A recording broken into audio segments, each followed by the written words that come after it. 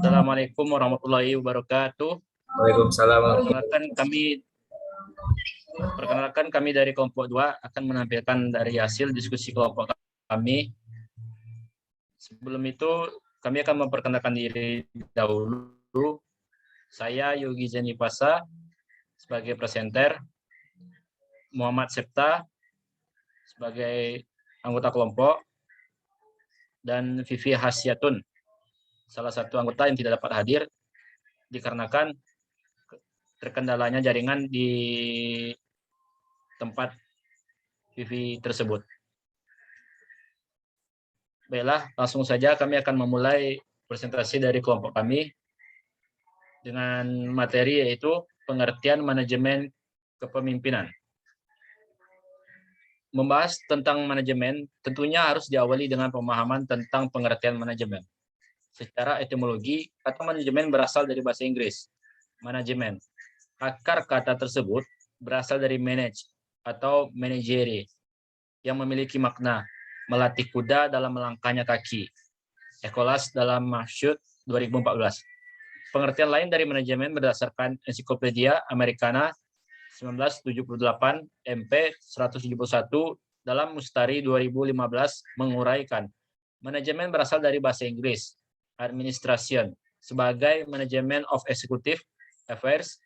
Dengan batasan pengertian seperti ini, maka manajemen disinonimkan dengan manajemen suatu pengertian dalam lingkup yang luas. Dalam pengertian ini, manajemen bukan hanya pengaturan yang terkait dengan pekerjaan tulis-menulis, tetapi pengaturan dalam arti luas. Next.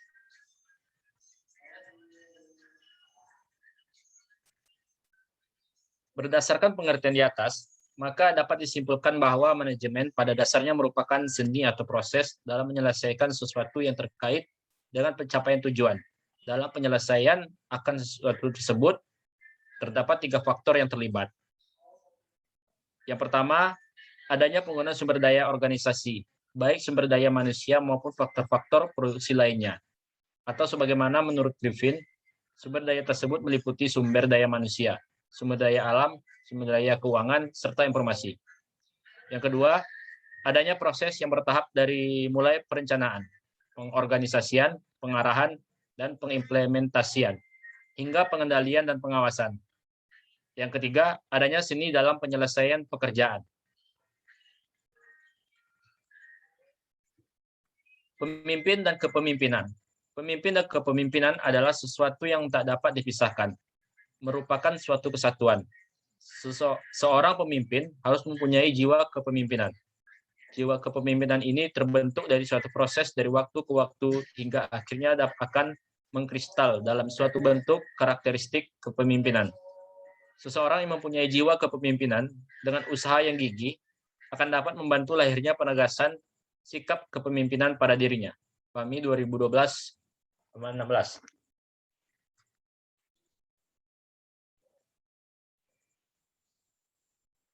Robbins 2003-40 menyatakan bahwa kepemimpinan atau leadership adalah kemampuan untuk mempengaruhi suatu kelompok ke arah tercapainya tujuan.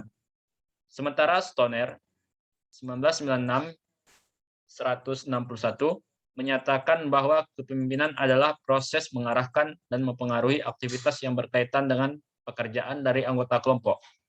Dari definisi ini terdapat 4 implikasi penting, yaitu yang pertama, kepemimpinan melibatkan orang lain, bawahan, atau pengikut.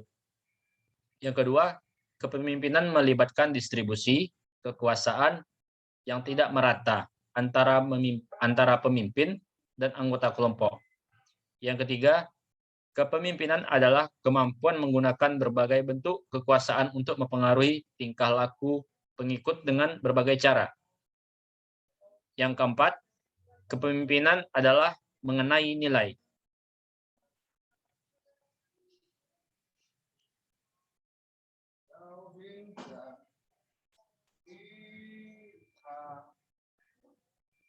Manajemen pendidikan Islam. Jika dicermati dari pengertian manajemen di atas, maka dapat ditarik kesimpulan bahwa manajemen merupakan aktivitas untuk melakukan koordinasi aktivitas kerja dengan langkah-langkah tertentu untuk bisa mendapatkan hasil secara optimal atau suatu proses memaksimalkan sumber daya yang ada dengan bantuan orang lain untuk mencapai tujuan bersama. Lalu, apa pendidikan Islam? Pendidikan Islam adalah bimbingan yang dilakukan seseorang yang dilakukan secara sadar terhadap perkembangan fitrah manusia berdasarkan nilai-nilai Islam yang bersumber pada Al-Quran dan Al-Hadis. Sementara Arifuddin Arif merumuskan pendidikan Islam adalah pendidikan yang didasarkan pada ajaran Islam dengan tujuan untuk membentuk pribadi Muslim yang kafah. Dalam pandangan Islam, secara implisit, konsep pentingnya manajemen dalam hidup dan kehidupan ini telah banyak dibahas. Salah satunya dalam Quran surah Al-Hasyr ayat 18 yang artinya, hai orang-orang yang beriman, bertakwalah kepada Allah dan hendaklah setiap diri memperhatikan apa yang telah diperbuatnya untuk hari esok. Hari esoknya maksud di sana yaitu akhirat. Dan bertakwalah kepada Allah, sesungguhnya Allah Maha mengetahui apa yang kamu kerjakan. Dan yang kedua, dalam Quran surah As-Sajdah ayat 5 yang artinya, dia mengatur segala urusan dari langit ke bumi. Kemudian urusan itu naik kepadanya dalam satu hari yang kadarnya lamanya adalah 1000 tahun menurut perhitunganmu. Ayat tersebut menjadi inspirasi bagi siapapun untuk selalu menyusun perencanaan kehidupan sebagai landasan utama bagi motivasi manusia dalam menjalani kehidupannya. Suatu kesadaran diri untuk berkarya dan berkreasi dalam arti berupaya dengan segala daya dan kreativitas untuk mencapai cita-cita, tujuan, dan sasaran kehidupan yang diinginkannya. Fungsi Al-Quran sebagai hudan. Al-Quran dengan fungsinya sebagai hudan telah syarat dengan berbagai petunjuk hidup agar manusia dapat menjadi khalifah yang baik dan mampu mengemban amanah dan tugas kekhalifahannya di muka bumi. Segala tata kehidupan manusia maupun keberadaan alam ini sudah termaktub dalam Al-Quran sejak manusia belum dilahirkan. Oleh karena itu, menurut Hanawawi, dijelaskan bahwa manajemen adalah suatu kegiatan yang dilakukan oleh seseorang dalam mengatur kinerja individu, organisasi, lembaga, maupun perusahaan dalam jangka waktu dan tujuan tertentu. Next. Manajemen dalam konteks pendidikan. Dalam konteks pendidikan, maka manajemen pendidikan Islam merupakan aktivitas untuk mengatur, melaksanakan, memobilisasi, bahkan mensinergikan segala sumber daya pendidikan Islam dalam rangka untuk mencapai tujuan pendidikan yang telah ditetapkan berdasarkan pada aturan dan ketentuan Al-Quran maupun hadis. Akan tetapi, yang perlu diperhatikan adalah bahwa pemahaman setiap manusia tentang Al-Quran tidaklah sama berdasarkan pada kualitas dan kapasitas akal, nalar kritis yang dimilikinya. Sehingga kebenaran yang diperolehnya bersifat sangat relatif dan hinspi. Sedangkan kebenaran mutlak, transenden, tetap hanya milik Allah Rabb, Al-Izzati. Berangkat dari perspektif tersebut pada pembahasan ini, mencoba mendeskripsikan dan mensinergikan konsep manajemen dalam lingkup umum dengan perspektif Al-Quran dalam konteks kepemimpinan pendidikan Islam. Tujuan dan unsur-unsur manajemen. Tujuan manajemen. Yang pertama yaitu melaksanakan dan mengevaluasi strategi yang akan dipilih secara efektif dan efisien agar mencapai tujuan secara maksimal. Yang kedua, mengevaluasi, meninjau, dan mengkaji kinerja serta situasi dan kondisi bahkan lingkungan untuk menentukan langkah penyesuaian atau koreksi terhadap munculnya disharmoni kerja serta penyimpangan lainnya dalam melaksanakan suatu strategi. Yang ketiga, merumuskan strategi baru yang lebih sesuai dengan tuntutan dan kebutuhan publik atau pasar. Yang keempat, menghitung dan mempertimbangkan kemampuan serta kelemahan bahkan peluang dan ancaman terhadap kemajuan pelaksanaan strategi manajemen, analisis SWOT. Yang kelima, menetapkan langkah inovasi dan kreativitas sehingga kegiatan manajemen dapat berjalan lebih teratur sehingga dapat mencapai tujuan secara maksimal. Unsur-unsur manajemen. Yang pertama yaitu manusia atau man. Manusia atau man adalah unsur manajemen yang pertama dan utama. Manusia atau setiap individu memiliki peranan yang sangat urgent dalam setiap bidang aktivitas manajemen, baik itu industri ekonomi, sosial, politik, pendidikan, dan lain sebagainya. Segala sesuatu yang terkait pada aktivitas perencanaan dan pelaksanaan sangat bergantung sekali pada kehadiran dan keterlibatan manusia. Yang kedua yaitu uang atau money. Proses manajemen merupakan aktivitas mengatur individu, kelompok maupun sistem tertentu sehingga membutuhkan dana operasional, dan karena itu uang money memegang peranan sangat signifikan. Yang ketiga, bahan material. Bahan material menjadi salah satu unsur manajemen yang juga sangat dibutuhkan. Pengontrolan bahan atau material yang ada sangat dibutuhkan dalam proses manajemen. Yang keempat yaitu mesin atau machines. Kehadiran teknologi sebagai bagian penting pada proses manajemen perusahaan dan juga dalam dunia pendidikan, seperti alat mesin industri, media pembelajaran, ruang sumber pembelajaran. Yang kelima yaitu metode atau method. Pada saat melakukan proses manajemen, diperlukan langkah-langkah tertentu yang disebut sebagai metode. Yang itu pasar atau market. Pasar atau market juga merupakan unsur penting dalam manajemen aktivitas manajemen, tergantung pada seberapa besar eksponan daya serap pasar atau market.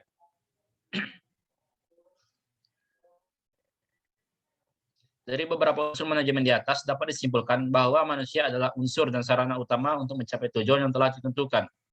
Berbagai kegiatan yang dapat diperbuat dalam mencapai tujuan seperti dari sudut pandang proses, perencanaan, pengorganisasian, staffing, pengarahan, dan pengawasan hanya dapat dilakukan oleh manusia, ataupun juga sering diistilahkan dengan sumber daya manusia.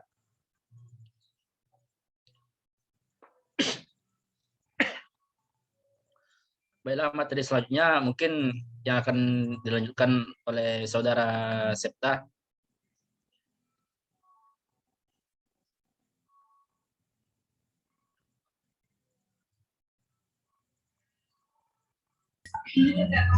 Baiklah, yang poin ke-D yaitu tingkatan manajemen. Tingkatan manajemen dalam organisasi akan membagi tingkatan manajer menjadi 3 tingkatan. Yang pertama ialah manajer lini garis pertama atau first line. Adalah tingkatan manajemen paling rendah dalam satu organisasi yang memimpin dan mengawasi tenaga-tenaga operasional.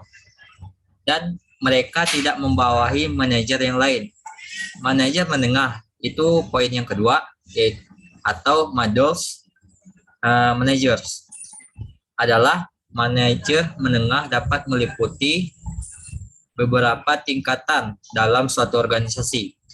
Para manajer menengah membawahi dan mengarahkan kegiatan-kegiatan para manajer lainnya, kadang-kadang juga karyawan operasional.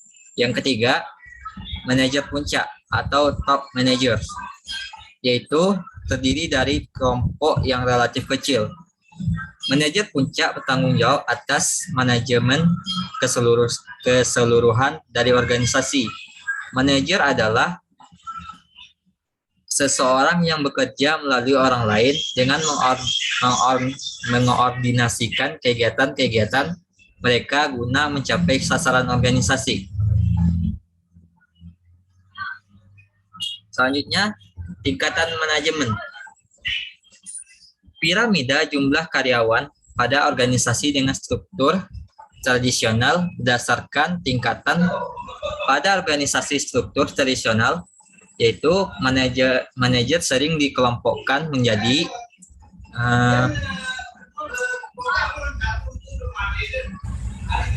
pangkat menengah dan manajer lini pertama. biasanya digambarkan dengan bentuk piramida di mana jumlah karyawan lebih besar di bagian bawah daripada di puncak. Berikut ini adalah tingkatan manajer mulai dari bawah ke atas. Yang pertama ialah manajemen lini pertama, first line management. Dikenal pula dengan istilah manajemen operasional, merupakan manajemen tingkatan paling rendah yang bertugas memimpin dan menguasai karyawan non-manajerial.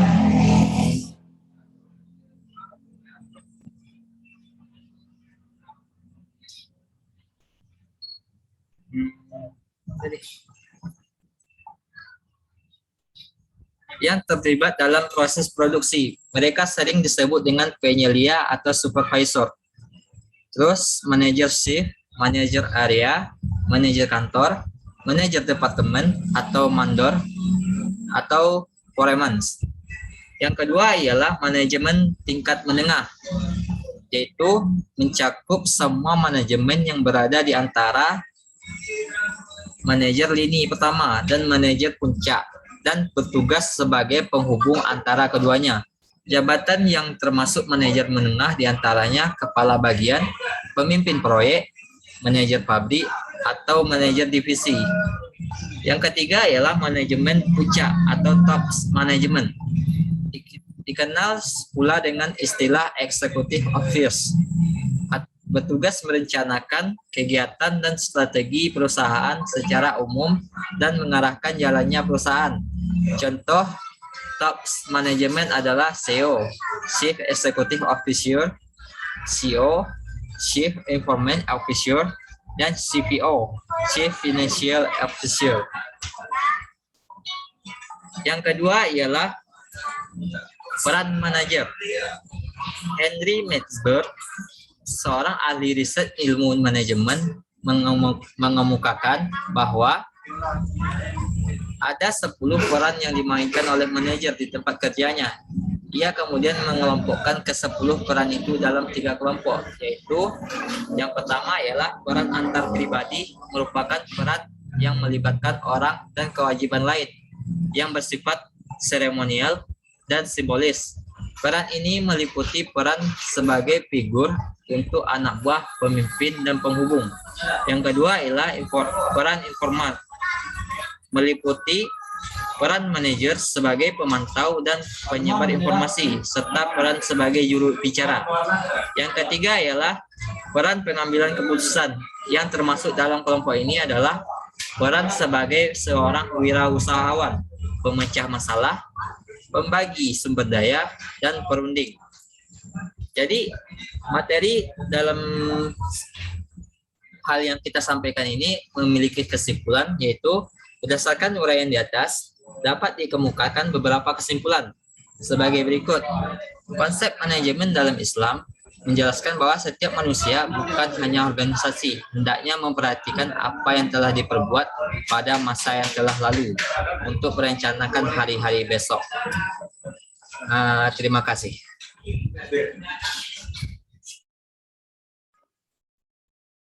Baiklah, itulah hasil dari diskusi kelompok kami. Lebih yang kurang kami mohon maaf.